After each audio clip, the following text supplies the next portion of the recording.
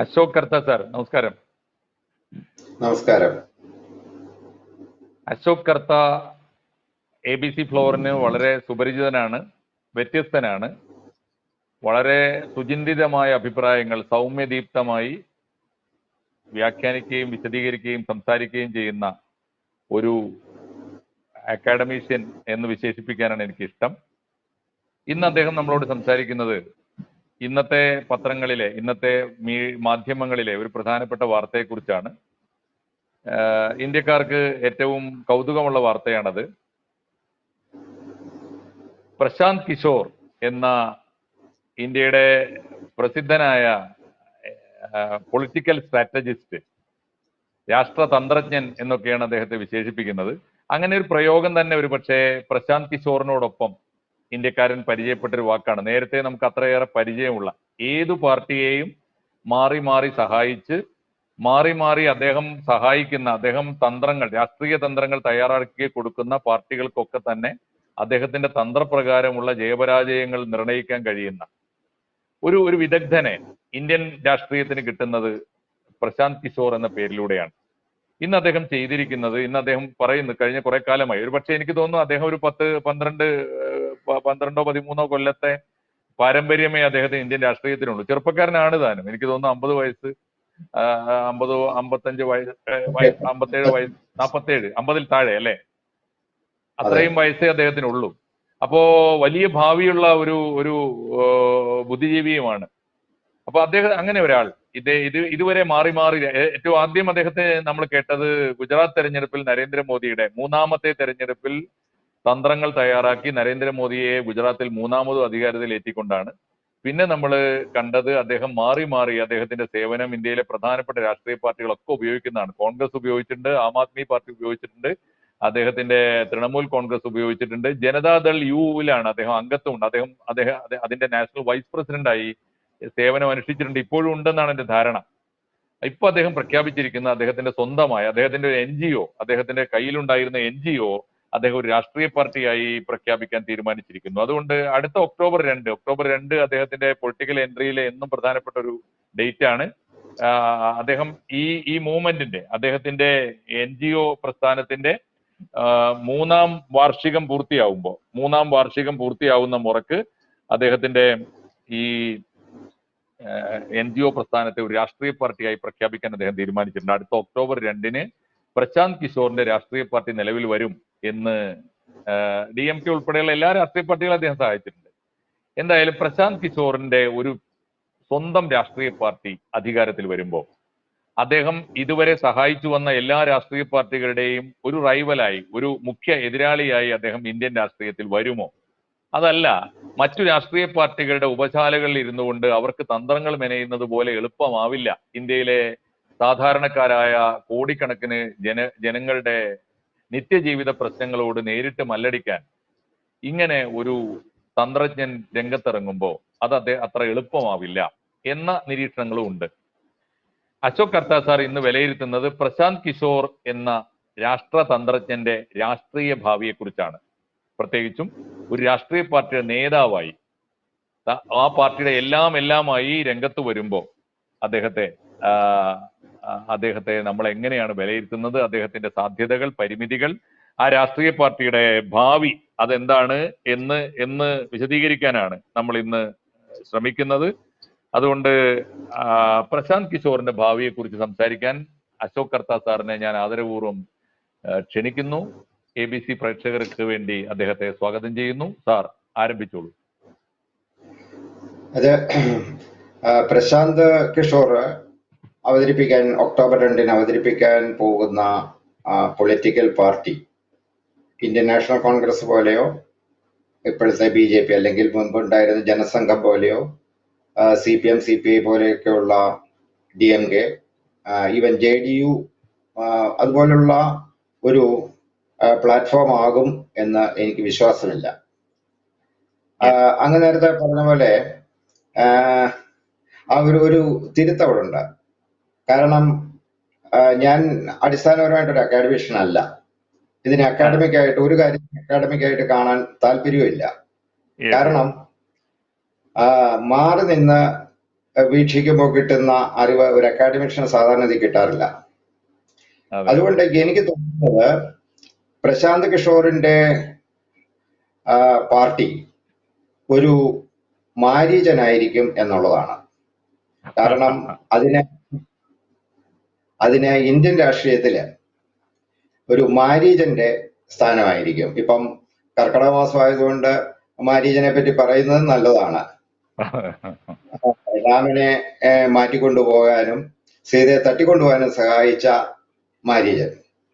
അങ്ങനെയുള്ള ഒരു സ്ഥാനമായിരിക്കും ഇദ്ദേഹത്തിന്റെ പാർട്ടിക്ക് കിട്ടാൻ പോകുന്നതെന്നാണ്, അല്ലെങ്കിൽ അദ്ദേഹത്തിന്റെ ലക്ഷ്യം, അദ്ദേഹത്തിന് നിയോഗിക്കപ്പെട്ടിട്ടുണ്ടെന്നാണ് എൻ്റെ ഒരു തോന്നൽ. മാറി നോക്കുമ്പോൾ അതാണ് കാണുന്നത്. കാരണം ഇന്ത്യയിലെ മുൻപ് 2 തവണ ഇതുപോലെ സമാന്തരമായ രാഷ്ട്രീയ പാർട്ടി ഉണ്ടാകുന്നതല്ല, പാർട്ടി ഉണ്ടാകുന്നതിന് മുൻപ് സമാനമായ രാഷ്ട്രീയ പ്രസ്ഥാനങ്ങൾ, സാമൂഹ്യ പ്രസ്ഥാനങ്ങൾ ഉടലെടുത്ത ചരിത്രം ഇന്ത്യയിലുണ്ട്. 1974 ജയപ്രകാശ് നാരായണന്റെ നേതൃത്വത്തിലുള്ള സമ്പൂർണ്ണ വിപ്ലവം. അതിന്റെ അടിസ്ഥാനം എന്ന് പറയുന്നത് പൊതുരംഗത്തെ അഴിമതി തുടച്ചു മാറ്റാനായിട്ട് ഉള്ള ഒരു ജനകീയ പ്രക്ഷോഭമായിട്ടാണ് ജയപ്രകാശ് നാരായണന്റെ സംരംഭം, അല്ലെങ്കിൽ അദ്ദേഹം ആഹ്വാനം ചെയ്ത ഗാന്ധിയൻ മാർഗത്തിലുള്ള സമരം നടന്നത്. അതിന് അടിസ്ഥാനമായത് ഗുജറാത്തിൽ അന്ന് കോൺഗ്രസ് ഭരണമാണ്. ഗുജറാത്ത് അന്ന് കോൺഗ്രസ് ഭരണത്തിനെതിരെ ABVPയും ഇപ്പോഴത്തെ സമാജ്വാദി പാർട്ടി, ലോക്ദൾ തുടങ്ങിയവയുടെ അന്നത്തെ രൂപങ്ങളും കൂടെ ചേർന്ന് ആ സർക്കാരിനെതിരെ നവനിർമ്മാൺ സമിതി എന്ന് പറഞ്ഞൊരു സമിതി രൂപീകരിക്കുകയും അവസാനം കോൺഗ്രസ് ഗവൺമെന്റ് രാജിവെക്കേണ്ടി വരികയും ചെയ്തു. അതിന്റെ തുടർച്ചയായിട്ടാണ് JP മൂവ്മെന്റ് ഇന്ത്യയിൽ ഉണ്ടാകുന്നത്. അത് ബീഹാറിൽ നിന്ന് ആരംഭിച്ചു. അപ്പം അതിന് ബീഹാറിൽ നിന്ന് ആരംഭിക്കുമ്പോൾ മറ്റൊരു പശ്ചാത്തലവും കൂടെ അതിന്റെ കൂടുണ്ട്. 1972 തെരഞ്ഞെടുപ്പില് രാജ്നാരായണൻ തോക്കുകയും ഇന്ദിരാഗാന്ധി ജയിക്കുകയും തുടർന്ന് നാഗർവാല കേസ് ഉണ്ടാവുകയും ചെയ്തു. അഴിമതി ഒരു മുഖമുദ്രയാണെന്ന് ചിത്രീകരിക്കപ്പെട്ടു. അതിനെ എതിർക്കാനായിട്ടാണ് JP മൂവ്മെന്റ് ഉണ്ടാകുന്നത്. രണ്ടാമത്തേത് നമ്മൾ കാണുന്നത് 2011-14 കാലഘട്ടത്തിലാണ്. അപ്പോഴും പുതിയൊരു പ്ലാറ്റ്ഫോമാണ് അണ്ണാ ഹസാരെയും അതുപോലുള്ള അപൊളിറ്റിക്കൽ ആയിട്ടുള്ള ആളുകൾ. അണ്ണാ ഹസാരെ ഇപ്പോ ഡൽഹി മുഖ്യമന്ത്രിയായിട്ടുള്ള കെജ്രിവാൾ, ശാന്തിഭൂഷൺ, പ്രശാന്ത് ഭൂഷൺ, അതുപോലെയുള്ള ഒരു അപൊളിറ്റിക്കൽ ആൾക്കൂട്ടം ഡൽഹിയില് തമ്പടിച്ച് മൻമോഹൻ സിംഗ് സർക്കാരിനെതിരെ അതിന്റെ അഴിമതി പൊളിച്ചു കാട്ടി അതിനെ പുറത്തിറക്കണം, ജനങ്ങളെ വോട്ടൗട്ട് ചെയ്യണം എന്നുള്ള ഒരു പ്ലാറ്റ്ഫോം ഉണ്ടായിട്ടുണ്ട്. ഇപ്പോള് സമാനമായിട്ടുള്ള ഒരു നീക്കമായിട്ടാണ് പ്രശാന്ത് കിഷോറിന്റെ ബീഹാറിലെ നീക്കം എനിക്ക് വിലയിരുത്താൻ കഴിയുന്നുള്ളൂ.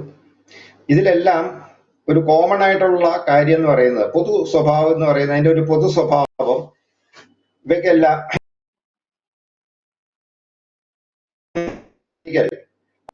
ഒരു പശ്ചാത്തലമാണ് ഇതിൻ്റെ അകത്തെല്ലാം കാണുന്നത്. അത് രാഷ്ട്രീയം ഇല്ലാത്ത പശ്ചാത്തലത്തില് വന്ന ഇദ്ദേഹം അരവിന്ദ് കെജ്രിവാൾ ഡൽഹി മുഖ്യമന്ത്രിയായി, ഇപ്പം പഞ്ചാബ് സ്റ്റേറ്റ് ഉണ്ട്. അതുപോലെ ബീഹാറില് അല്ല, JPയുടെ മൂവ്മെന്റില് സംഭവിച്ചെന്താണെന്ന് ചോദിച്ചു കഴിഞ്ഞാൽ 74 സമരത്തെ തുടർന്ന് ഇന്ദിരാഗാന്ധിക്ക് പറ്റിയൊരു തെറ്റാണ് അടിയന്തരാവസ്ഥ പ്രഖ്യാപിച്ചു. അടിയന്തരാവസ്ഥ പ്രഖ്യാപിക്കാതെ അപ്പോൾ തന്നെ ലോക്സഭ പിരിച്ചുവിട്ട് തെരഞ്ഞെടുപ്പിനെ നേരിട്ടിരുന്നെങ്കിൽ ഒരുപക്ഷെ ഇന്ദിരാഗാന്ധി ജയിച്ചേനെ, ഉം. അല്ലെങ്കിൽ അല്ലെങ്കിൽ പ്രതിപക്ഷത്ത് ഇരുന്നേനെ. ഇത്രയുമുള്ള അടിയന്തരാവസ്ഥയുടെ ഒരു കറുപ്പ് അവരുടെ കോൺഗ്രസ് പാർട്ടിക്ക് ബാധിക്കുമായിരുന്നില്ല. ഉം. കാരണം വളരെ നാച്ചുറൽ ആയിട്ട് ഇത് പോയേനെ. അതിന് വേറെ പശ്ചാത്തലമുണ്ട്. അതൊരു വലിയ വിഷയമാണ്. അതിന്റെ പിന്നില് റഷ്യയുടെ സോഷ്യലിസ്റ്റ് ആശയങ്ങളുടെ ചില സമ്മർദ്ദങ്ങളൊക്കെ ഉണ്ടെന്നാണ് പൂപ്പിൽ ജയക്കറിന്റെ ഇന്ദിരാഗാന്ധിയെ പറ്റിയുള്ള ഇന്ദിരാഗാന്ധിയുടെ ജീവചരിത്രം വായിക്കുന്നവർക്ക് കിട്ടുന്ന ഒരു കാര്യം. Right. ഇപ്പോഴ് ഉള്ളതെന്ന് പറഞ്ഞാല് ബീഹാറില് അടുത്ത വർഷം തെരഞ്ഞെടുപ്പ് വരുന്നുണ്ട്. ആ തെരഞ്ഞെടുപ്പില് ഈ പ്ലാറ്റ്ഫോം അവതരിപ്പിക്കുക. ഈ പ്ലാറ്റ്ഫോം അവതരിപ്പിച്ചിട്ട് അതിന്റെ അടുത്ത കെജ്രിവാൾ ആകാനുള്ള ശ്രമമായിരിക്കും ഇദ്ദേഹം ചെയ്യുന്നത്. പക്ഷേ ഇത് ഇന്ത്യൻ ജനാധിപത്യത്തെ സംബന്ധിച്ചിടത്തോളം ഇത്തരം അപ്പൊളിറ്റിക്കൽ അല്ലെങ്കിൽ രാഷ്ട്രീയമില്ലാത്ത പാർട്ടികൾ അല്ലെങ്കിൽ അതിന്റെ മൂവ്മെന്റ് കയറി വരുന്ന ഇതിൻ്റെ അകത്തൊരു വലിയ അപകടമുണ്ട്. ഇപ്പൊ നമ്മൾ കെജ്രിവാളിനെ കണ്ടതാണ്. കെജ്രിവാൾ അഴിമതിക്കെതിരെ സമരം ആരംഭിച്ചിട്ട് മുച്ചൂടും അഴിമതിയിൽ മുങ്ങി നിൽക്കുന്ന ഒരവസ്ഥയാണ് കാണുന്നത്. പഞ്ചാബില് വീണ്ടും ഖാലിസ്ഥാൻ വാദം തലപൊക്കാനിടയാക്കിയത് ആപ്പിന്റെ ഭരണത്തിന്റെ കീഴിലാണ്. അപ്പം അവരെ സംബന്ധിച്ചിടത്തോളം വളരെ ലോക്കലൈസ്ഡ് ഒരു താൽക്കാലികമായ രാഷ്ട്രീയ ലാഭമാണ് ഇത്തരം മാരീച പാർട്ടികളെ കൊണ്ട് സംഭവിക്കാൻ പോകുന്നത്. ഇതിന്റെ പിന്നിൽ വളരെ കൂലങ്കഷമായിട്ട് നമ്മൾ ആലോചിക്കണം. ഇതിന്റെ പിന്നിൽ വൻപിച്ച ശക്തികളുണ്ടാവും. ആ ശക്തികളെ തിരിച്ചറിയുക എന്നുള്ളതാണ് ഇക്കാര്യത്തില് വേണ്ടതെന്നാണ് എനിക്ക് തോന്നുന്നത്. സാർ, ശരിയാണ് സാർ പറഞ്ഞു വരുന്നത്. പക്ഷേ ബീഹാറിന്റെ ഒരു അന്തരീക്ഷത്തിൽ അദ്ദേഹത്തിന് രാഷ്ട്രീയമില്ലാത്ത ഒരു മാരീചനാണ് എന്ന് അദ്ദേഹത്തെ കാലേക്കുട്ടി വളരെ നേരത്തെ ടു ഏർലി നമ്മൾ വിലയിരുത്തുന്നത് ശരിയാവുമോ എന്നൊരു പരിശോധനയിലേക്ക് കടക്കേണ്ടി വരും. കാരണം പ്രശാന്ത് കിഷോറിനെ ഇന്ത്യയിലെ എല്ലാ രാഷ്ട്രീയ പാർട്ടികൾക്കും അടുത്തറിയാവുന്ന ഒരാളാണ്. അവരുടെ എല്ലാ രാഷ്ട്രീയ പാർട്ടികളുടെയും അന്തഃപുരങ്ങളിൽ അകത്ത് പണിയെടുത്ത ഒരാളാണ്. ഒന്ന്. രണ്ടാമത്തെ കാര്യം, ഈ JP-യുടെ മൂവ്മെന്റ്, സാറ് പറഞ്ഞ പോലെ JP-യുടെ മൂവ്മെന്റ്, അണ്ണാ ഹസേരയുടെ മൂവ്മെന്റ് രണ്ടും അഴിമതിക്കെതിരാണ്. ബീഹാറിൽ അതിന് ഏറ്റവും നല്ല പശ്ചാത്തലം കഴിഞ്ഞ കുറെ കാലമായിട്ട് ഒരുക്കിയിട്ടുണ്ട്. ലാലു പ്രസാദ് യാദവിന്റെ അതിഭീകരമായ അഴിമതിയുടെ ജയില് അനുഭവങ്ങൾ അവിടെ ഉണ്ട്. വേറൊരു കാര്യം, സാർ പറയാത്തൊരു പേര് അദ്ദേഹം രാഷ്ട്രീയ പാർട്ടി പ്രഖ്യാപന സമ്മേളനത്തിൽ ഒരേ ഒരു നേതാവിന്റെ പേരേ പറഞ്ഞുള്ളൂ. അത് കർപ്പൂരി ഠാക്കൂറിന്റെ പേരാണ്. അതുകൊണ്ട് ബീഹാർ പൊളിറ്റിക്സിന് ചേർന്ന എല്ലാം, ഒന്ന് പിന്നോക്ക ജാതിയുടെ രാഷ്ട്രീയം, രണ്ട് അഴിമതിയുടെ അങ്ങേയറ്റത്തെ അരാജക വാഴ്ച, ഈ രണ്ട് സംഗതികൾക്കും എതിരായി ഈ അടുത്ത വർഷം നടക്കാൻ പോകുന്ന ബീഹാർ തെരഞ്ഞെടുപ്പിൽ തന്റെ പാർട്ടി ശരിയായ രാഷ്ട്രീയ പാർട്ടിയായി രംഗത്ത് വരും എന്നാണ് അദ്ദേഹം പറയുന്നത്. അദ്ദേഹത്തെ നമ്മൾ അണ്ടർ എസ്റ്റിമേറ്റ് ചെയ്യുന്നത് ശരിയാവുമോ എന്ന് സാറിനോട് ഞാൻ വിനയപൂർവ്വം ചോദിക്കുകയാണ്. ബീഹാറിലെ പിന്നോക്ക രാഷ്ട്രീയം, ദളിത് രാഷ്ട്രീയം ഇവയൊക്കെ ചേർത്ത് വെച്ചിട്ട് ഭരണം പിടിക്കുക. ഇപ്പോൾ തന്നെ ജനതാദൾ ഇദ്ദേഹത്തിന്റെ JDU-വിന്റെ നിതീഷ് കുമാർ ഭരിക്കുന്നെന്ന് പറഞ്ഞാൽ നിതീഷ് കുമാർ ഒരു സഭയിൽ ഭൂരിപക്ഷമുള്ള ഒരാളല്ല. BJP-യുടെ പിന്തുണ അല്ലെങ്കിൽ അതെ, പിന്തുണയോടുകൂടി ഭരിക്കുന്നു. BJP-യുടെ സഹായത്തോടു കൂടി അവിടെ ഭരിക്കുന്ന ഒരു നേതാവാണ് നിതീഷ് കുമാർ. നിതീഷ് കുമാറിനെ മറിച്ചിട്ട് പകരം ആരെയാണ് കൊണ്ടുവരാൻ ഉദ്ദേശിക്കുന്നത്? അവിടെ ഒരു വിഷയമുണ്ട്. ആ വിഷയം എന്ന് പറഞ്ഞു കഴിഞ്ഞാൽ ലാലു പ്രസാദ് യാദവിന് അവിടെ ഈ സോഷ്യലിസ്റ്റുകളുടെ ഒരു കുഴപ്പമെന്ന് പറയുന്നത്, അത് നമ്മളിവിടെ കേരളത്തിൽ വളരെയധികം അപലപിക്കുന്ന മക്കൾ രാഷ്ട്രീയത്തിന്റെ ഏറ്റവും സീനിയർ ആയിട്ടുള്ള ഒരു ജ്വലിക്കുന്ന രൂപമാണ് ഈ സോഷ്യലിസ്റ്റുകളിലെല്ലാം. ഇതിനെപ്പറ്റി മുമ്പൊരു സ്ഥലത്ത് ഞാൻ എഴുതിയിരുന്നത് എന്താണെന്ന് പറഞ്ഞു കഴിഞ്ഞാൽ പറയാം. കേരളത്തിലെ സോഷ്യലിസ്റ്റുകളെ എടുത്ത് പരിശോധിച്ചാൽ പോലും നമുക്ക് കാണാം കേരളത്തിലെ സോഷ്യലിസ്റ്റുകള് എല്ലാം മക്കൾ രാഷ്ട്രീയത്തിലാണ്. അരങ്ങിൽ ശ്രീധരന് മക്കളില്ലാത്തതുകൊണ്ട് മാത്രം അദ്ദേഹത്തിന്റെ മക്കൾ രാഷ്ട്രീയത്തിൽ വന്നില്ല എന്ന് ഒരിക്കൽ പറയേണ്ടി വന്നിട്ടുണ്ട്. പക്ഷേ സാർ യു കേരളത്തിലെ പിയിലെ സാർ അതൊരു ഒരു എത്രത്തോളം ശരിയാണ് സാർ? വീരേന്ദ്രകുമാറിന്റെ മോനൊഴികെ കേരളത്തിലെ മക്കൾ രാഷ്ട്രീയത്തിൽ ഒരുപക്ഷെ പഴയ PR ഗ്രൂപ്പിന്റെ ഒരു മോനും ഉണ്ട് എന്നത് ഒഴിച്ചാൽ ബാക്കി ആ, കെ കൃഷ്ണൻകുട്ടി ആകട്ടെ, മാത്യു ടി തോമസ് ആവട്ടെ, കേരളത്തിലെ ദളിത് RSPയിലോ RSPയിൽ തീർച്ചയായിട്ടും വരാം. അത് ശരി. RSPയെ കൂടി താങ്കൾ RSPയിലെ എല്ലാ കക്ഷികളും ഉണ്ട്. ഓക്കെ, അപ്പം പറഞ്ഞോളൂ. അത് പക്ഷേ RSPയിലായാലും ബാക്കി പൊളിറ്റിക്കൽ പാർട്ടികളിലായാലും അതിനൊരു പരിമിതിയുണ്ട്. പക്ഷെ ഇതെന്ന് പറയുന്നത് ഇവരുടെ കുടുംബ പാർട്ടികളാണ്. അപ്പൊ എനിക്ക് അത് പറഞ്ഞു തരേണ്ടത് ബീഹാറിലെ സ്ട്രാറ്റജി, പ്രശാന്ത് കിഷോറിന്റെ സ്ട്രാറ്റജി എന്താണ്? നിതീഷ് കുമാറിനെ പുറത്താക്കാനാണോ, ലാലു പ്രസാദ് യാദവിന്റെയും കുടുംബത്തിനെയും പുറത്താക്കാനാണോ, കോൺഗ്രസിന് ഒരുക്കാനാണോ, അല്ലെങ്കിൽ ഇന്ത്യ മുന്നണിയെ എല്ലാം കൂടെ ചേർത്ത് മറ്റെന്തെങ്കിലും ഒരു കോക്ടെയിൽ ഉണ്ടാക്കാനാണോ?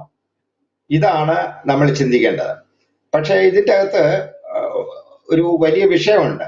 എന്തിന് ബീഹാർ ഒരു ടെസ്റ്റ് സ്ഥലമായിട്ട് എടുക്കുന്നു? ഈ പുതിയ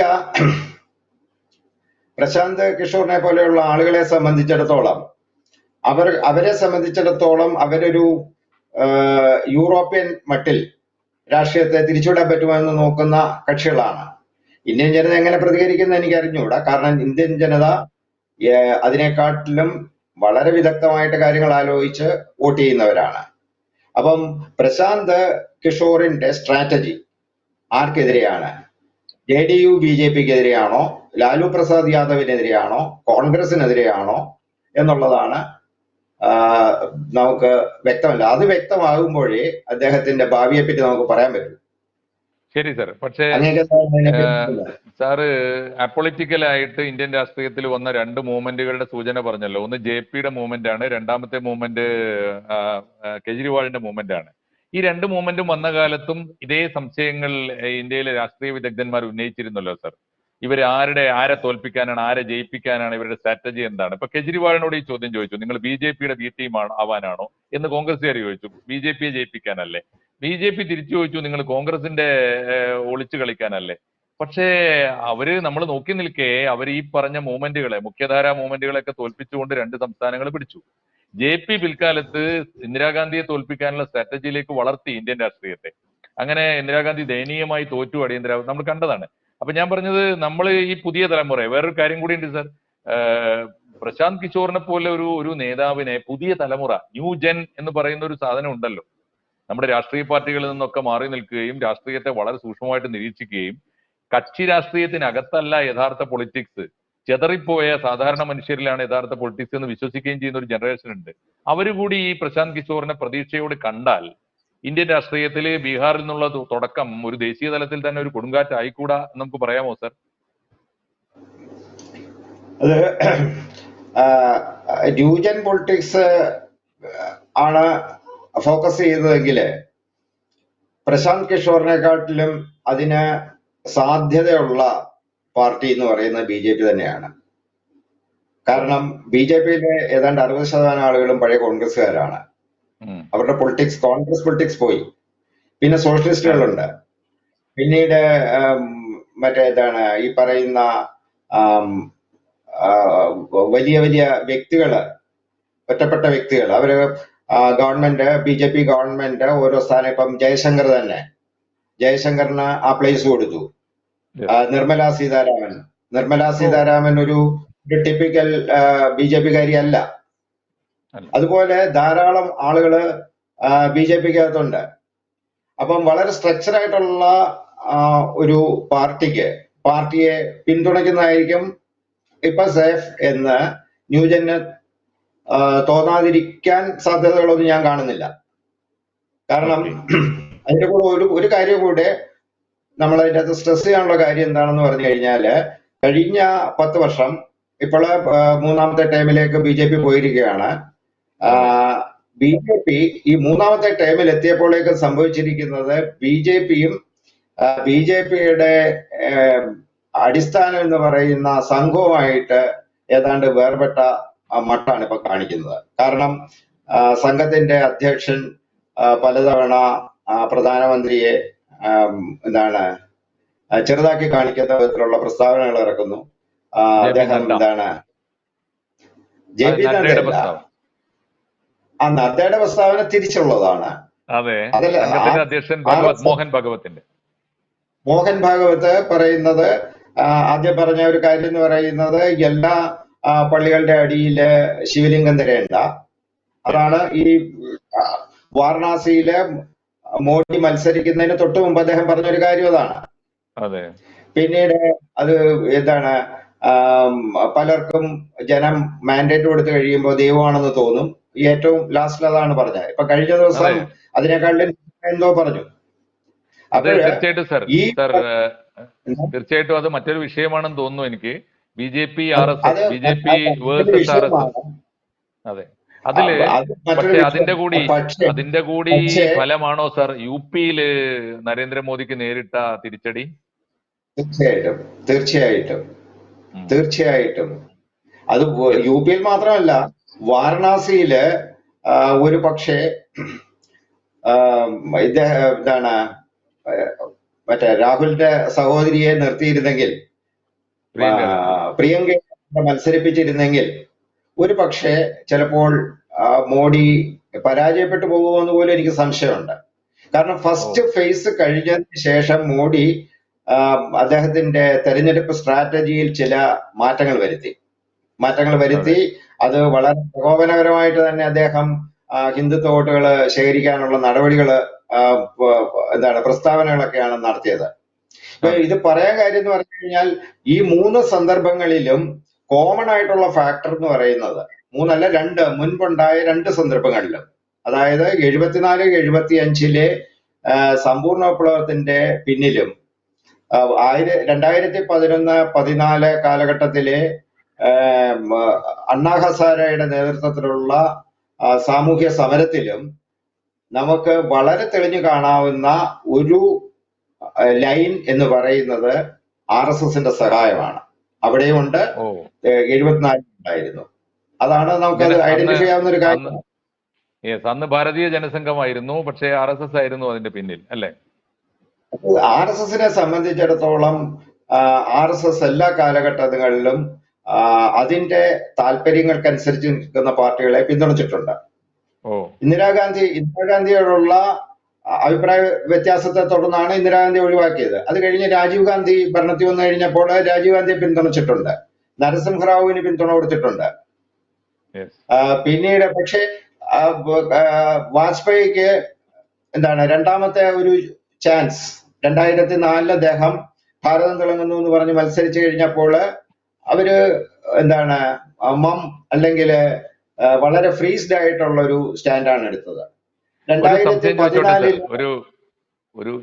ഈ ഘട്ടത്തിൽ എനിക്ക് തോന്നുന്ന ഒരു സംശയം ചോദിച്ചോട്ടെ. അങ്ങനെയാണെങ്കിൽ സാർ ഇപ്പൊ ഈ RSS ഇന്ത്യൻ രാഷ്ട്രീയത്തിൽ നടത്തിയ ഇടപെടലുകളുടെ ചരിത്രം, ഒരുപക്ഷെ സാറ് വളരെ സീനിയർ ആയതുകൊണ്ട് അത് സാറിന് നന്നായിട്ട് അറിയാമായിരിക്കും. അത് അങ്ങനെയാണെങ്കിൽ ഒരു പക്ഷേ നരേന്ദ്രമോദിയെ തള്ളിക്കളഞ്ഞിട്ട് നരേന്ദ്രമോദിക്ക് ഒരു ബദൽ പൊളിറ്റിക്സിനെ സഹായിക്കാൻ പോലും ഏതെങ്കിലും ഘട്ടത്തിൽ RSS തയ്യാറായേക്കുമോ? സാധ്യതയുണ്ട്. ആ സാധ്യത നമുക്ക് തള്ളിക്കളയാൻ പറ്റില്ല. ഈ 2014 തന്നെ മോഡിയാണ് RSSന്റെ നോമിനി എന്ന് എനിക്ക് ഇപ്പോൾ വിശ്വസിക്കാൻ പറ്റുന്നില്ല. കാരണം എന്ന് പറഞ്ഞു കഴിഞ്ഞാല് അന്ന് ഒരു അപ്പൊളിറ്റിക്കൽ, അതിന് ഏറ്റവും ബെസ്റ്റ് ആയിട്ടുള്ള ആള് കെജ്രിവാൾ തന്നെ ആയിരുന്നു. കെജ്രിവാളിനെ അന്ന് വളരെയധികം പ്രൊജക്ട് ചെയ്തിട്ടുണ്ട്. കെജ്രിവാളാണ് ഇന്ത്യയുടെ ഭാവി പ്രധാനമന്ത്രി എന്നുള്ള മട്ടിലായിരുന്നു അന്നത്തെ പോക്ക്. അന്ന് നരേന്ദ്ര ദാമോദർ ദാസ് മോഡി ഗുജറാത്തിന്റെ മുഖ്യമന്ത്രി മാത്രമാണ്. ഇന്ത്യൻ അത് കഴിഞ്ഞിട്ടാണ് ഇപ്പോ BJPയും RSSൽ ഫ്രാക്ഷൻ ഇല്ല എന്നാണ് പറയുന്നത്. പക്ഷെ ചിലര് പറയുന്ന ഫ്രാക്ഷൻ ഉണ്ട്. അതിലൊരു ഫ്രാക്ഷനും കൂടെ സമ്മർദ്ദം കൊടുത്തിട്ടാണ് ഇദ്ദേഹത്തിന് മോഡിക്ക് പ്രധാനമന്ത്രി സ്ഥാനം ലഭ്യമാക്കിയെന്ന് പറയുന്നുണ്ട്. അല്ലെങ്കിൽ സ്വാഭാവികമായിട്ട് സംഘത്തിന്റെ ഒരു സ്വഭാവം അനുസരിച്ചിട്ട് ഇദ്ദേഹമാണ് നമ്മളുടെ എന്താണ് പഴയ ആഭ്യന്തരമന്ത്രി Advani, Advani, L K L K അദ്വാനിയാണ് പ്രധാനമന്ത്രി ആകേണ്ടിയിരുന്ന വ്യക്തി. അല്ലെങ്കിൽ അദ്ദേഹത്തിനോട് മുരളി മനോഹർ ജോഷി ഉണ്ടായിരുന്നു. ഇവരെയൊക്കെ തീർച്ചയായിട്ടും ഈ വിഷയം നമുക്ക് വിസ്തരിച്ച് ഒരു എപ്പിസോഡ് ചർച്ച ചെയ്യാമെന്ന് എനിക്ക് തോന്നുന്നു. നമ്മൾ തൽക്കാലം ബീഹാറിലേക്ക് തിരിച്ചു വന്നാൽ ഞാൻ ചോദിക്കുന്നത് സാറ് പറഞ്ഞതിന്റെ തുടർച്ചയായിട്ട് എനിക്ക് തോന്നുന്ന ഒരു രാഷ്ട്രീയ വിദ്യാർത്ഥി എന്ന നിലയിൽ തോന്നുന്ന ഒരു സന്ദേഹമാണ്. ഇങ്ങനെയാണെങ്കിൽ ഒരുപക്ഷെ ഈ നരേന്ദ്രമോദിയുടെ ഒരു ബി ടീമായിട്ട് ഈ ബീഹാർ പൊളിറ്റിക്സിൽ നിതീഷ് കുമാർ മാറിയിരിക്കുന്ന ഒരു സാഹചര്യത്തിൽ മറ്റെല്ലാ എതിർ രാഷ്ട്രീയ പാർട്ടികളും അഴിമതിയിൽ മുങ്ങിക്കഴിഞ്ഞ ഒരു കാലത്ത് പ്രശാന്ത് കിഷോറിന്റെ മുന്നിൽ ഒരു പുതിയ മൂവ്മെന്റ് വരുമ്പോ, പ്രശാന്ത് കിഷോറിന്റെ നേതൃത്വത്തിൽ മൂവ്മെന്റ് വരുമ്പോ തന്ത്രപരമായി പ്രശാന്ത് കിഷോറിന് RSSുമായി ഡീൽ ചെയ്യാൻ സാധിച്ചാൽ ഒരുപക്ഷെ ആ മൂവ്മെന്റിനെ RSS സഹായിച്ചുകൂടാ എന്നുണ്ടോ? RSS സഹായിക്കാൻ സാധ്യതയുണ്ട്. ആ സാധ്യത നമുക്ക് ഒരിക്കലും, അതാണ് ഞാൻ ആദ്യം തൊട്ട് പറയുന്നത്. കാരണം പ്രശാന്ത് കിഷോറിന്റെ മൂവ്മെന്റിനെ RSS സഹായിക്കുക എന്ന് പറയുന്നത് അതൊരു ടെസ്റ്റ് ഡോസ് ആണ്. 2029 ഇന്ത്യ മുഴുവൻ അഡോപ്റ്റ് ചെയ്യാവുന്ന ഒരു ടെസ്റ്റ് ഡോസ് ആയിട്ട് അത് മാറാൻ സാധ്യതയുണ്ട്. ഓക്കെ, സാറിന്റെ നല്ല നിരീക്ഷണമാണ്. ഈ നിരീക്ഷണത്തോടെ നമുക്ക് പ്രശാന്ത് കിഷോർ വളരെ വളരെ വ്യത്യസ്തങ്ങളായ തലങ്ങളിലേക്ക് ചർച്ചയ്ക്ക് അവതരിപ്പിച്ചുകൊണ്ടാണ് സാർ ഈ വിഷയം അവതരിപ്പിച്ചിരിക്കുന്നത്. തീർച്ചയായും ഈ വിഷയത്തിൽ സാറിനോട് വീണ്ടും വീണ്ടും തുടർച്ചയായി സംസാരിക്കാൻ തീർച്ചയായിട്ടും കേരളത്തിലെ രാഷ്ട്രീയ വിദ്യാർത്ഥികൾക്ക് താല്പര്യമുണ്ടാവും, ABC-യുടെ പ്രേക്ഷകർക്ക് താല്പര്യമുണ്ടാവും. സാറ് ഇത് അവസാനിപ്പിക്കുമ്പോൾ പ്രശാന്ത് കിഷോറിന്റെ ഭാവിയെ കുറിച്ച് അങ്ങേക്ക് പറയാനുള്ള ഒറ്റ വാക്യത്തിൽ ഒരു മെസ്സേജായി പറഞ്ഞു, ഒരുപക്ഷെ ഒരു പ്രവചനമായിട്ട് പറഞ്ഞ് അവസാനിപ്പിക്കാം. പറഞ്ഞോളൂ സാർ. അത് അദ്ദേഹത്തിന്റെ ഭാവിയെ പറ്റി എതിർഭാഗത്ത് മോഡി ഇരിക്കുന്നിടത്തോളം കാലം ഒരു പ്രവചനത്തിനും സാധ്യത ഞാൻ കാണുന്നില്ല. കാരണം എന്ത് സംഭവിക്കാം, ഈ കഴിഞ്ഞ 2024 തെരഞ്ഞെടുപ്പിൽ മറിഞ്ഞു പോകാവുന്ന ഒരു ഭരണകൂടത്തിനെ പിടിച്ചു നിർത്തിയതാണ്. അദ്ദേഹത്തിന് BJPക്ക് സ്വന്തമായി ഭൂരിപക്ഷം ഇല്ലെങ്കിൽ പോലും അദ്ദേഹത്തിനെ സംബന്ധിച്ചിടത്തോളം ആ ഭരണം തുടർന്ന് കൊണ്ടുപോകാൻ പറ്റി. അതിന്റെ അദ്ദേഹത്തിന് അറിയാവുന്ന സ്ട്രാറ്റജി എന്തൊക്കെയാണെന്ന് നമുക്കറിഞ്ഞുകൂടാ. സംഘം എത്ര പ്രതികരിച്ചിട്ടും അദ്ദേഹം മിണ്ടാതിരിക്കുകയാണ്. അതുകൊണ്ട് പ്രശാന്ത് കിഷോറിന്റെ കാര്യത്തില് എന്ത് സംഭവിക്കും എന്നുള്ളത് ദൈവത്തിന് മാത്രമേ അറിയാവൂ. അതാണ് എനിക്ക് എന്തും സംഭവിക്കാം എന്ന പ്രതീക്ഷയോടെ അശോക് കർത്ത സാറ് ഈ ലക്കം അശോക് കർത്ത സാറ് അങ്ങനെ ഒരു ഞെട്ടിക്കുന്ന സാധ്യത മുന്നിൽ വെച്ചുകൊണ്ട് ഈ എപ്പിസോഡ് അവസാനിക്കുകയാണ്. അശോക് കർത്ത സാറിന് നന്ദി പറയുന്നു. വീണ്ടും നമ്മൾ സംസാരിക്കും. Thank you sir. കൂടുതൽ വാർത്തകളും വിശേഷങ്ങളും നിങ്ങളിലേക്ക് എത്താൻ ABC മലയാളം സബ്സ്ക്രൈബ് ചെയ്യുക, ബെൽ ബട്ടണും അമർത്തുക.